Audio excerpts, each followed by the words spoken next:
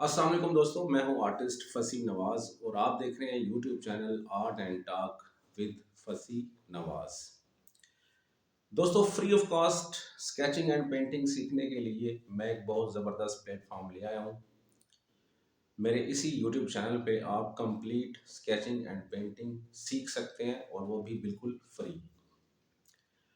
दोस्तों, sketching and painting सीखने के लिए क्या लाहेअमल है, आपको क्या करना होगा, पहला स्टेप क्या है और इसमें क्या टेक्निक्स हैं और कितने स्टेप्स हैं, वो मैं आपको बताते चलूँ। सबसे पहले आपने स्केचिंग सीखनी है, उसके बाद आपने पेंटिंग सीखनी है। स्केचिंग सबसे पहले क्यों सीखनी है? क्योंकि स्केचिंग जो है वो पेंसिल से होती है और पेंसिल से ही आपने पहले ड्राइंग सीखनी है, शेडिंग सीखनी है। उसके बाद आपने पेंटिंग सीखनी है, क्योंकि पेंसिल से ही पेंटिंग के लिए आपने पहले ड्राइंग करनी है। पेंसिल से ड्राइंग करेंगे, उसके ऊपर ही पेंट करेंगे। तो पहले आपको ड्राइंग आनी चाहिए। तो स्केचिंग आपका पहला स्टेप है।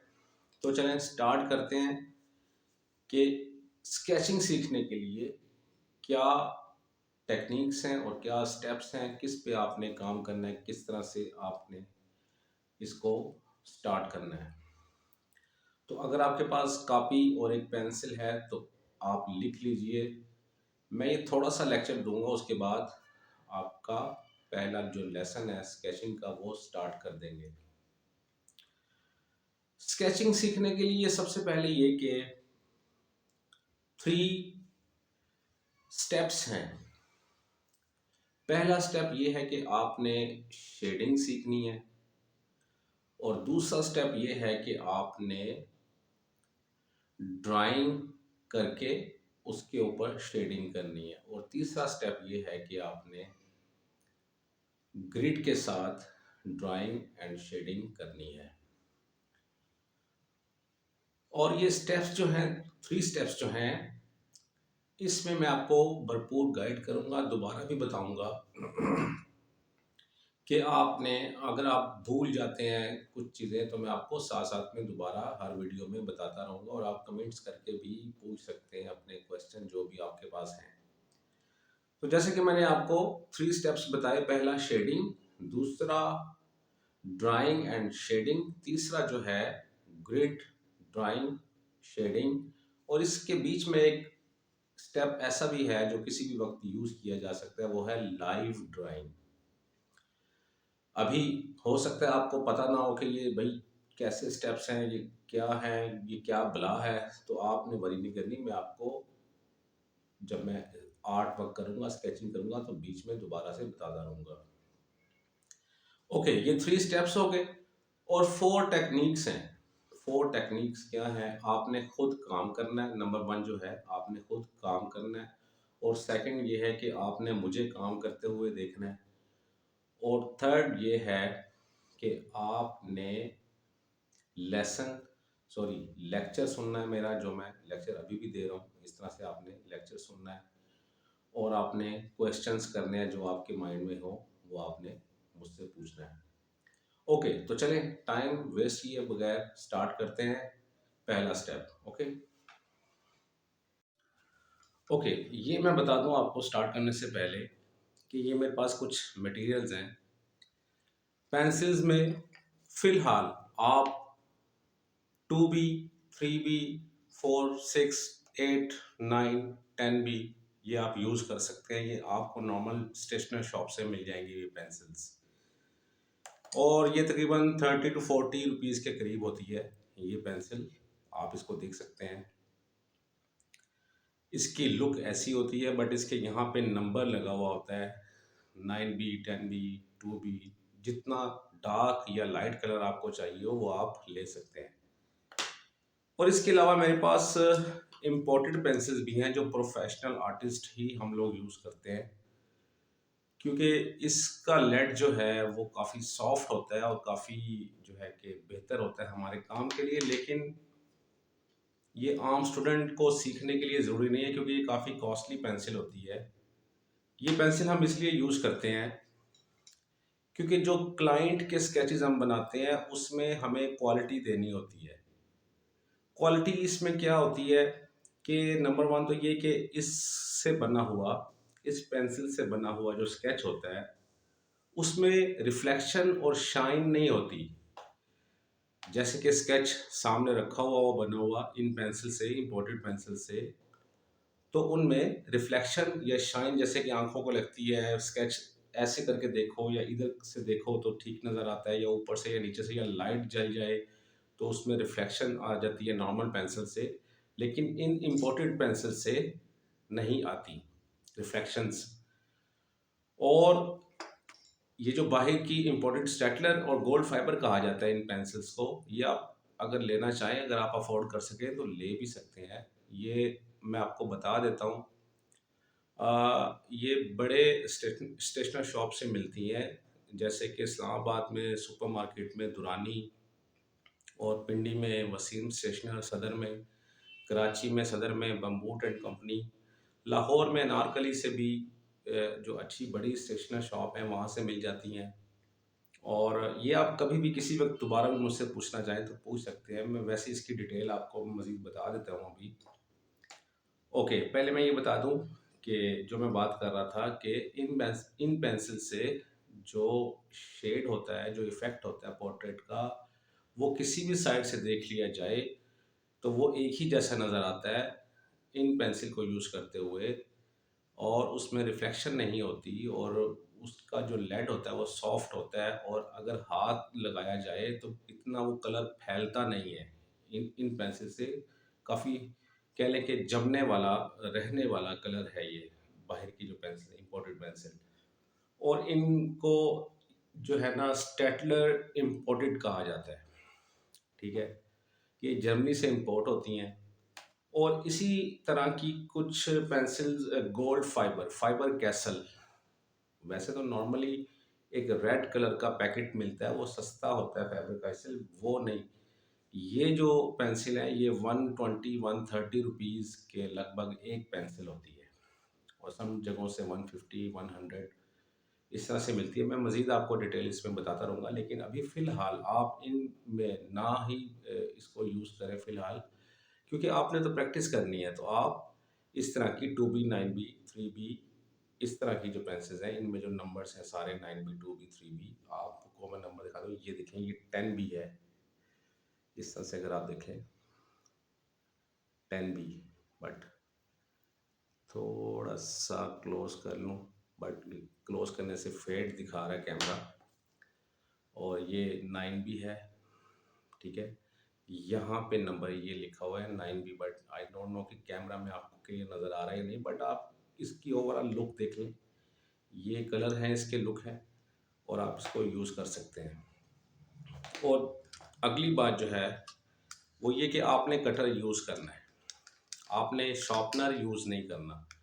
शॉर्पनर से क्या प्रॉब्लम है कि आपका जो लेड है जो आप शॉर्प कर रहे हैं वो मखसूस रिक्वायरमेंट, जो आपको लेड चाहिए वो नहीं होगा। शॉर्पनर क्या करता है, सिर्फ लेड को आगे से बारीक कर देता है और पीछे से फ़ौरन थोड़े से स्पेस से ही मोटा हो जाता है। तो शॉर्पनर हमारे मतलब का जो लेड है वो नहीं तराशता। और कटर से ये फ़ायदा होता है कि आप अपनी मर्ज़ी का लेड मोटा, पतला, लंबा, छोटा जैसा भी चाहें आप अपनी मर्ज़ी से कटर से कर सकते हैं, ठीक है। और रेज़र जो है, रेज़र अगर आप कोशिश करें पेलिकैन कंपनी का रेज़र अगर आप ले लें तो अच्छा है। बट अभी तो मेरे पास भी नॉर्मल क्वालिटी है, लेकिन ये इतनी भी नॉर्मल नहीं है कि जो बच्चे यूज़ करते हैं, लेकिन ये कि बेहतर क्वालिटी है, और मैं इससे भी ज़्यादा बेहतर यूज़ करता हूँ पेलिकैन। ये भी मैंने देखा, इसको यूज़ किया, मुझे अच्छा लगा तो मैंने ये भी ले लिया। ओके, और अगली जो बात है वो ये है कि आपने इस तरह से बोर्ड ले लेना है। बोर्ड बोर्ड आप ले सकते हैं इस तरह से, आपको किसी भी बड़ी स्टेशनरी शॉप से मिल जाएगा। और इसके अलावा इसके आप पीछे देख रहे हैं ईजल, आपने इस तरह का ईजल ले लेना है, इसको बोर्ड पे रखना है और चेयर पे बैठ के आपने स्केचिंग करनी है। अगर आपकी इस तरह की पोजीशन ठीक होगी तो आप बेहतर स्केचिंग सीख सकते हैं। अगर आप चारपाई पे बैठ के, बेड पे बैठ के, या सोफा कुछ इस तरह से ज़मीन पे बैठ के अगर आप करते हैं तो आपकी पोजीशन ठीक नहीं होगी, आप डिस्टर्ब होंगे। आपको फील नहीं होगा, लेकिन हमें पता है कि आप क्या क्या गलतियां करेंगे। पोजीशन से हट के अगर बैठ के आप काम करके एक चेयर ले लें और इस तरह से पोजीशन ठीक करके बैठ के काम करें, और उसके बाद बोर्ड पे आप शीट लगाएं। शीट आप टेप से लगा लें या थंबनेल से लगा लें। थंबनेल मैं कह रहा हूँ, सॉरी यूट्यूब की वीडियोस बना बना के वो थंबनेल मुंह पे चढ़ा हुआ है। थंब पिन, ये थंब पिन का पैकेट आपको मिल जाएगा स्टेशनरी शॉप से, ठीक है। आप इसको लेके इस तरह से बोर्ड पे, अभी मैं क्लोजअप करूँगा कैमरा को, मैं फिलहाल आपको थंब पिन लगाने के बाद आपको दिखाता हूँ। अच्छा,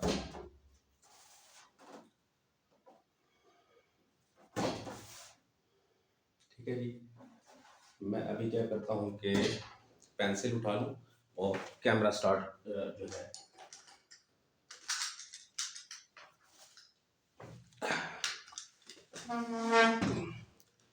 कैमरे को मैं ले आता हूँ। ये पीछे पेंटिंग्स लगी हुई हैं, ये अभी आप पूछ सकते हैं, अगर कोई क्वेश्चन आपके माइंड में हो मैं ज़रूर आपको बताऊंगा।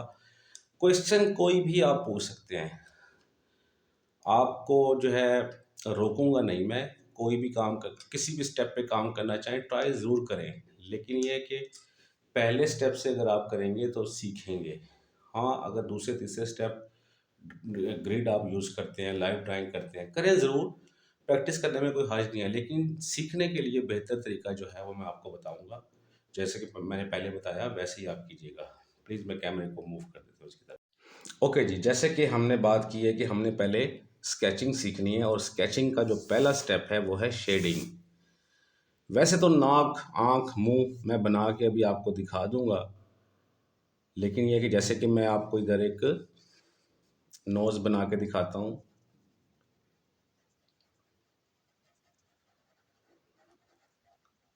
ताकि आपका इंटरेस्ट पैदा हो।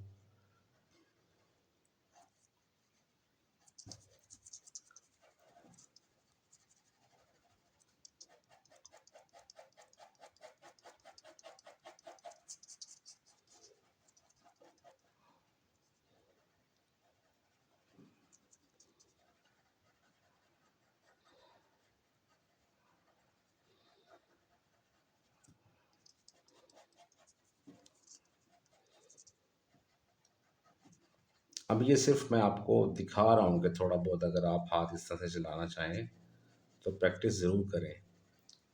लेकिन आप ये देख रहे होंगे कि मैं ये जो शेडिंग के साथ इसको बना रहा हूँ, आपको भी थोड़ी बहुत प्रैक्टिस शेडिंग पे करनी होगी पहले।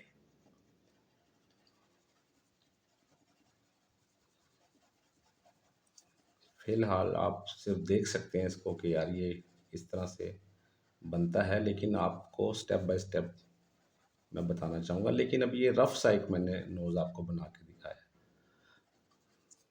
चाहे तो इसमें जितनी मर्जी मैं डिटेल देता रहूँ और ये ऐसा लगना शुरू हो जाएगा कि ये पेंसिल से बना हुआ है, लेकिन मकसद है आपका सीखना।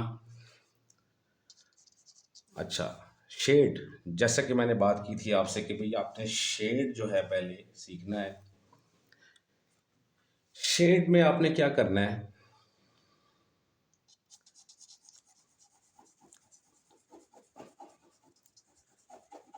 2 से 3 तरह के शेड मैं आपको अभी बताऊंगा।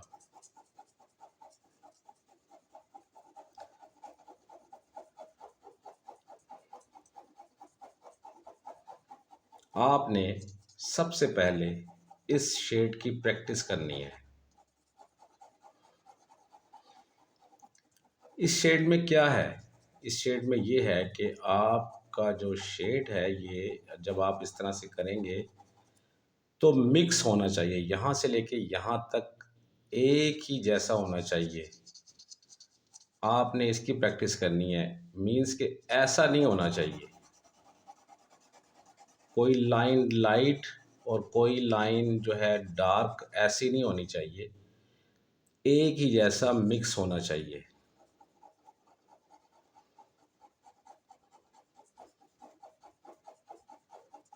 ठीक है, आपने इस शेड की प्रैक्टिस करनी है। और उसके बाद आपने एक दूसरा शेड करना है, वो क्या है वो मैं आपको करके दिखाता हूँ।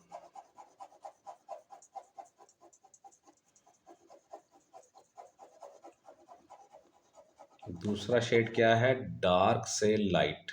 यहाँ से डार्क हो और आगे जाता हुआ मिक्स होता हुआ लाइट हो रहा हो।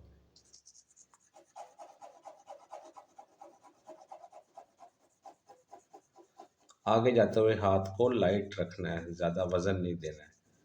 पीछे आते हुए थोड़ा थोड़ा वज़न बढ़ाते रहना है और एंड पे बिल्कुल डार्क कर देना है। फिर आगे आते हुए बिल्कुल लाइट। पीछे से स्टार्ट करें डार्क करते हुए, आगे से हाथ को हल्का करते जाना है, वज़न कम करते जाना है और आगे जाते हुए लाइट। आप ये देख रहे हैं यहाँ से डार्क है और यहाँ से लाइट है। इसकी आपने प्रैक्टिस भी करनी है।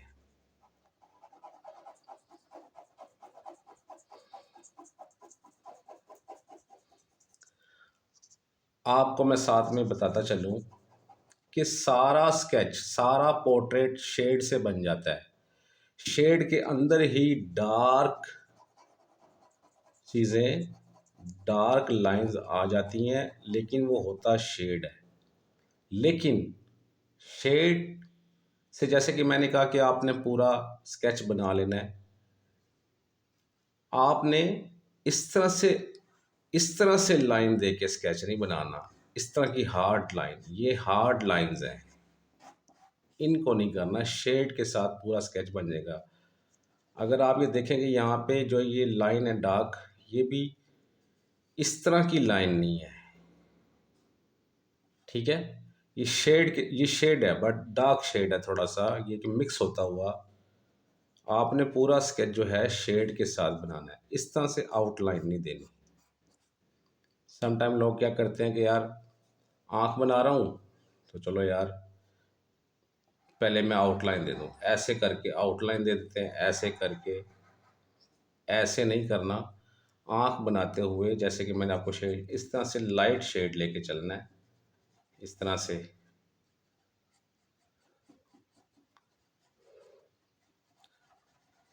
फिर उसको डार्क करना है। जब आप देखें कि हाँ भी ड्राइंग ठीक जा रही है, फिर आपने उसको लाइट लाइट डार्क करना है। ये देखें, ये जो मैं शेड से आँख बना रहा हूँ, ये इस तरह की हार्ड लाइन नहीं है, ठीक है। अगर मैं इसकी आँख की पुतली बनाता हूँ तो ये भी शेड से, देखिए मैं बिल्कुल लाइट लाइन लगाई है मैंने, बिल्कुल लाइट है, डार्क नहीं है। ये देखें, ये लाइन इसके ऊपर आ जाती है।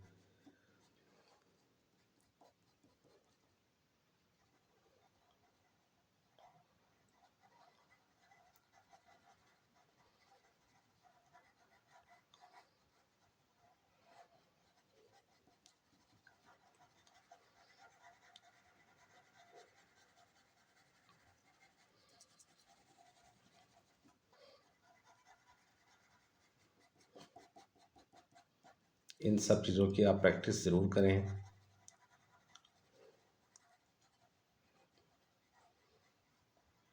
अभी ये मैं आपको रफ स्टाइल में बना के दिखा रहा हूँ। अगर आप डिटेल वर्क देखना चाहते हैं तो आप मेरे इसी चैनल पे देख सकते हैं, जो मैंने पोर्ट्रेट स्केचेस बनाए हुए हैं उनमें कितनी डिटेल है। लेकिन ये कि माज़रत के साथ पहले मेरे पास ज़रा ज़्यादा अच्छा कैमरा नहीं था, तो उनका रिज़ल्ट बहुत अच्छा नहीं है, लेकिन आपको फिर भी डिटेल नज़र आ जाएगी कि क्या बनाया है फसी, मिस्टर फसी ने।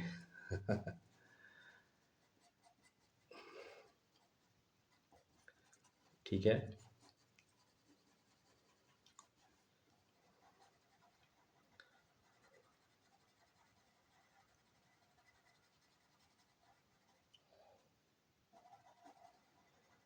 ये थोड़ा सा डॉट जो है मैंने बीच में छोड़ा है वाइट, ऐसे लग रहा है जैसे कि रिफ्लेक्शन है किसी लाइट की। तो आप भी ऐसे छोड़ सकते हैं। और दूसरी बात मैं आपको एक और बता दूं कि मैं ज़रा तेज़ तेज़ हाथ चला सकता हूं क्योंकि मेरी प्रैक्टिस है। आपको जैसे समझ आए आप वैसे चलाइए, अगर समझ ना आए तो स्लो स्लो चलाइए हाथ को।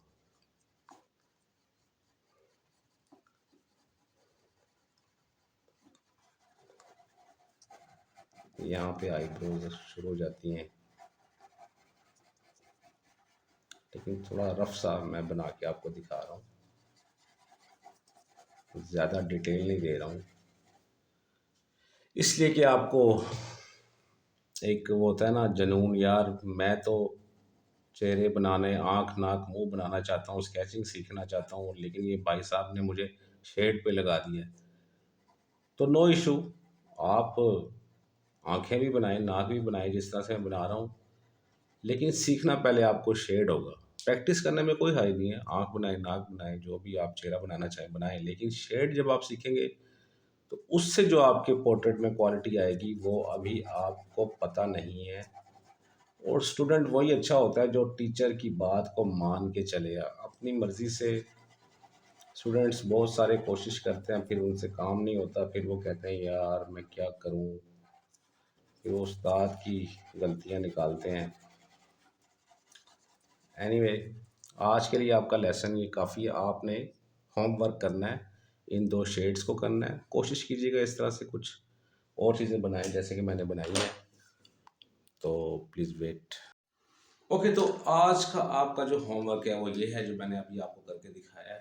आप इस पे प्रैक्टिस करें, और जो नेक्स्ट आपका लेसन होगा उसमें आपने ड्राइंग करनी है। ड्राइंग कैसे करनी है, ग्रिड के साथ ड्राइंग कैसे की जाती है, लाइव ड्राइंग कैसे की जाती है। आप क्वेश्चन कोई भी पूछ सकते हैं, और कमेंट्स में पूछें, सवाल करें, जो भी आपके माइंड में हो।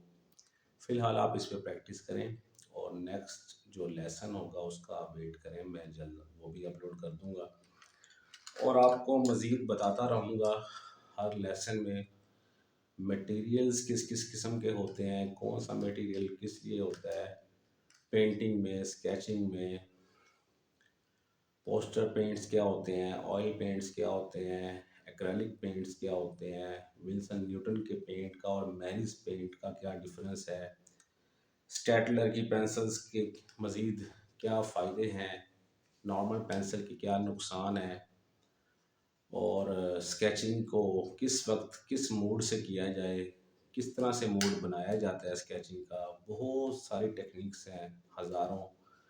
और आप टच रहिए, और इंशाल्लाह जो भी हुआ मुझसे मैं आपके लिए करूँगा। आप ये कि मेरे चैनल को सब्सक्राइब करें, लाइक करें, ताकि मैं आप लोगों के लिए, मुझे यूट्यूब से थोड़ी बहुत मोटिवेशन मिलती रहे, और मैं आपके लिए फ्री लेसन्स अपलोड करता रहूँ, और वो भी उर्दू लैंग्वेज में।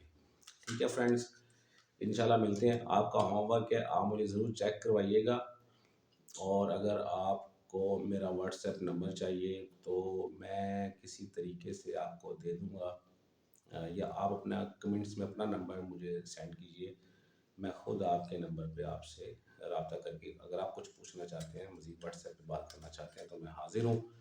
ओके, आज के लिए इतना ही। होमवर्क लाज़मी करना है, मैं चेक करूँगा, ठीक है, व्हाट्सएप पे हो सकता है जितना मैक्सिमम हो सका। और ये है कि बहुत सारे लोगों के फिर कमेंट्स भी आ जाते हैं, बहुत सारे लोगों को टाइम देना मुश्किल तो होता है। फिर मैं ऐसा करूँगा, जो मैं समझूंगा कि किस किस चीज़ के बारे में नेक्स्ट लेसन में बताना चाहिए, जो लोग आपने पूछा, तो मैं इंशाल्लाह उन चीज़ों को के ऊपर एक वीडियो बना के अपलोड कर दिया करूँगा। ओके, टेक केयर, होमवर्क कीजिए, और फिर मुझसे मज़ीद बाद में मिलिएगा। टेक केयर, अल्लाह हाफिज़, बाय।